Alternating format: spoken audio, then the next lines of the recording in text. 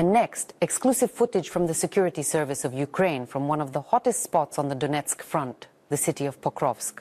The agency notes that their special forces have been fighting there for a year already. Just in the past month, fighters from the Alpha Special Operations Center have eliminated more than 1,500 occupiers in Pokrovsk and its outskirts and destroyed 20 tanks, 10 air defense systems, 8 electronic warfare systems, and nearly 4 dozen artillery complexes, including multiple launch rocket systems. They also destroyed about 60 armored vehicles and more than 1,000 vehicles, and cleared nearly 600 enemy positions and fortifications.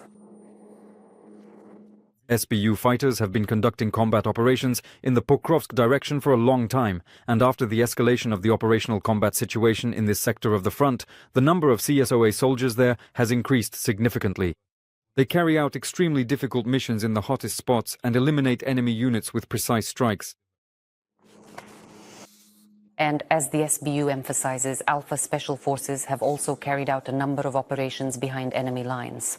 Thanks to such raids alone, in the past month alone, they have blown up 3 large Russian fuel and ammunition depots. The information about Russians capturing new territories in the Dnipropetrovsk and Zaporizhia regions is not true. In particular, the village of Pavlivka also remains under Ukrainian control. Reports about it appeared online the day before. As stated by the Southern Defense Forces of Ukraine on their Telegram channel, fierce fighting is currently ongoing near this settlement. Meanwhile, near Primorsky, the occupiers are trying to flank Ukrainian soldiers through the former Kakhovka reservoir, where there is dense vegetation and reeds several meters high. However, the defense forces are destroying them, according to the report. Also, in the area of Uspenivka, which is also in the Zaporizhzhia region, the enemy destroyed several positions. Therefore, Ukrainian defenders had to withdraw deeper into the defense, but the fighting for the settlement has not subsided. In addition, the enemy taking advantage of the weather conditions, there have been thick fogs in Zaporizhzhia for several days, tried to infiltrate deeper into our defenses past Ukrainian positions. But in these sections of the front line, we are constantly conducting search and strike operations and destroying enemy sabotage groups. Over the past day in the south, the enemy lost more than 200 personnel. Under the cover of night, Ukrainian soldiers destroyed a Shahed base in Donetsk. The explosive video was first published the day before by Russian opposition public channels, and then the commander of the UAV forces of the Armed Forces of Ukraine, Robert Brovdy, better known by his call sign Madjar, confirmed that the blaze which lit up the now occupied Donetsk airport was the work of his fighters, as well as the Special Operations Forces and the missile troops and artillery. They carefully planned this strike together for several months, and finally, on the night before Thursday, they destroyed one of the Russian bases for assembling, storing and launching Shaheds. Meanwhile, the Special Operations Forces added that they achieved their targets, hitting up to 90% of all launched drones. How many enemy supplies they destroyed is still not precisely known. But the scale of the fire and the number of repeated detonations amazed eyewitnesses. Here, I'm shooting with a tracer. Get out of the car, out of the car, out of the car, damn it. Into the woods, into the woods! There it goes, and what? Damn, it hit me. Damn, the windows got blown out. They can accurately neutralize the enemy from several hundred meters away, but despite this, they are increasingly working from closer distances. Such are the conditions of modern warfare. Our film crew visited the snipers of the Rubizh Brigade. Right now, the fighters are on the hot Pokrovsk front. Our Oleg Hendrickson will tell you more. Canadian rifle. How much? It's 20. A serviceman of the Rubizh Brigade with the call sign Rex shows his own sniper rifle. He says it also has a nickname. Brothers usually name their rifles after their beloved. I named my beauty of Dovodil.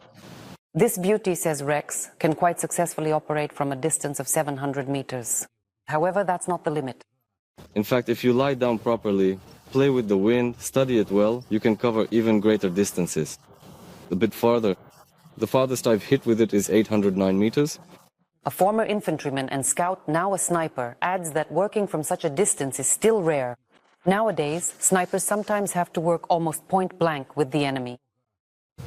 We'd been there for a couple of days, the water ran out, so we requested some water. We told them that like someone would drop it off soon. A drone flew in, dropped a bottle, and there was already an occupier sitting there. And he was holding the bottle under his arm. Like, hey man, give me some water. He says, no, we requested it, so it's our water. He says, look, it's Roganska.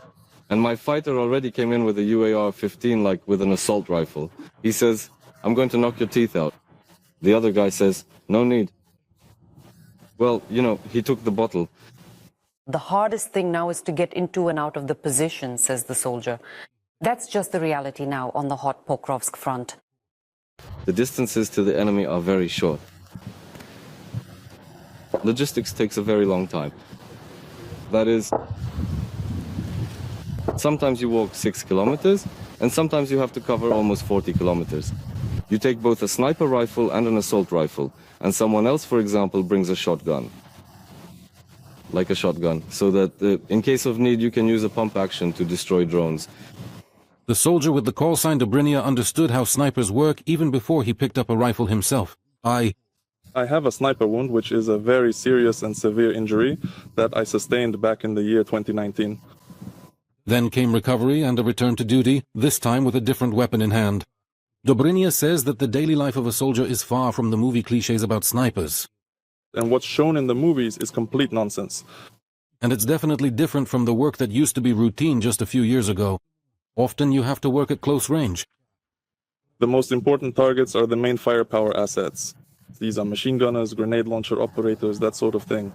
And if possible, when an assault group is advancing, identify the group commander and eliminate him. Because if you take out the group commander, the whole group is left without leadership and chaos ensues. You can get hit back pretty hard in response. The war has changed, but snipers are still prime targets for the Russians. My commander bravely took out one enemy soldier, and for an entire hour and a half they relentlessly pounded us while we were trapped in the shelter, mercilessly tearing apart everything they possibly could in their desperate attempt to try to break through. It was a terrifying and exhausting ordeal that seemed like it would never end. Break us. I even joked that because of one bastard, they wanted to kill us like we were an entire platoon. But despite everything, the guys keep working successfully. You can support their work with a donation. There's a QR code on the screen for raising funds for EW equipment for the Rubizh Brigade. Join in. Oleg Hendrickson, Alexei Yevchenko, Oleg Chimbalyuk, the program Vik on STB Marathon. United News. Blue and yellow flag is once again flying over the Pokrovsk City Council building. Two groups from the 425th Separate Assault Regiment Skelya entered the city center, cleared the city council of occupiers and returned the national flag to its place. The assault team set out on their mission at night. Their vehicle was damaged, but the group still managed to enter the city. The soldiers moved quickly through Pokrovsk, choosing roads with the most trees and cover. One group of fighters fell into an ambush, and one of the assault troops was wounded, but he refused evacuation, so the guys continued moving toward the city council. The element of surprise worked in favor of our soldiers. The enemy in the city council building was eliminated, and the flag flew once again in its rightful place. This operation by the 425th Separate Assault Regiment, Skelya, disproves the occupiers' claims that the city is surrounded. At the same time, the situation in Pokrovsk is indeed difficult, and the city has essentially turned into a gray zone where the presence of both our troops and the enemy's positions has been confirmed by the General Staff. Plus, you're the best. You're the best. Take shelter and stay in touch. We advanced into the building, cleared it, and eliminated the enemy there. There are some movements by the enemy in the populated area, but the enemy is being destroyed very quickly. Groups from the 425th Crimean are being brought in, assault regiment and other special units.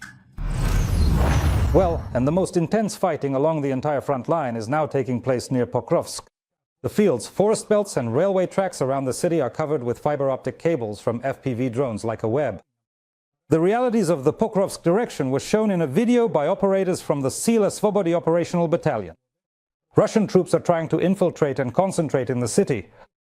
Our defenders are countering the enemy infantry's attempts to gain a foothold there. Assaults and enemy blockades are ongoing, according to the General Staff of the Armed Forces of Ukraine. Over the past day, the defense forces have stopped 100 attacks in this sector. Dozens of locomotives transporting Russian weapons and equipment have been destroyed by partisans inside Russia and in the temporarily occupied territories of Ukraine. The main intelligence directorate of the Ministry of Defense reports that the resistance movement against the Kremlin regime, Freedom of Russia, is involved. Carried out a series of successful operations against the enemy's logistics infrastructure. This time, the partisans targeted locomotives as well as the control and power supply systems of dozens of machines that were transporting military cargo for the war against Ukraine. These acts of sabotage have significantly slowed the movement of enemy resources. The arson attacks took place in the Moscow, Samara, Sverdlovsk and Kemerovo regions, as well as in the Komi Republic, all in Russia, and also in Novoalexivka, in the Kherson region, and in Amvrosivka in the Donetsk region.